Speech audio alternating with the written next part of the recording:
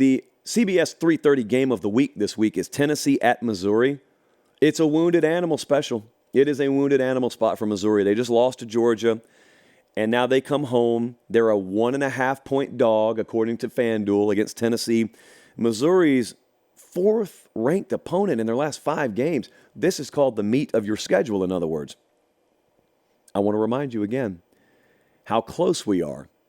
The SEC East feels decided, but it's not. We are so close.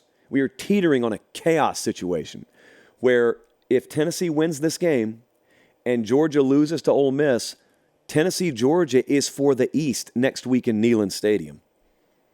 That's all it takes. There's not a 3, 4, and 5 on that. That's all it would take. The matchup of the day here is Tennessee's run game against Missouri's run defense. Tennessee is averaging 227 per game on the ground. Missouri is allowing 114.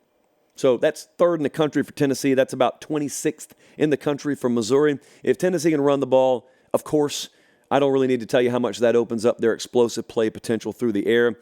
But they didn't have that against Florida. They didn't run the ball well. They didn't run the ball well in the second half against Bama. And so if Missouri possesses the ability to, bottle up or duplicate some of what they were able to do, and both of those were Tennessee on the road. This is Tennessee on the road here. Well, then all of a sudden, my eyes turned to Brady Cook, quarterback there at Missouri. He started hot. His last 3 games have been nothing to write home about. Passing numbers have dropped off a cliff.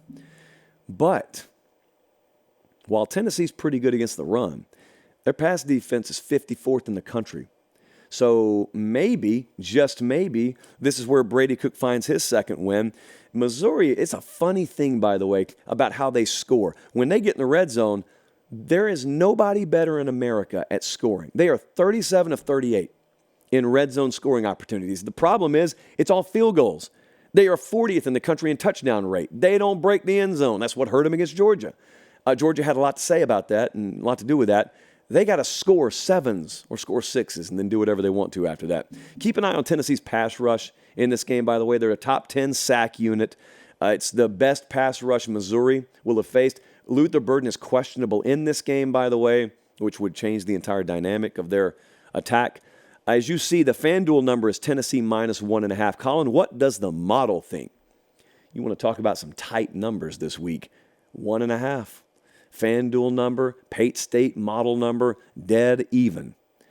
I trust Josh Heupel in this spot. Trust a Josh when going gets tough. And so I'm going to go Tennessee to win and cover, minus 1.5. It's essentially the same thing.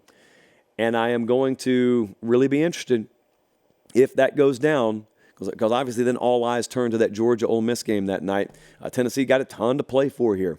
And you can see the light at the end of the tunnel now. It's tough when you're still in late October. There's so many variables. But now you understand.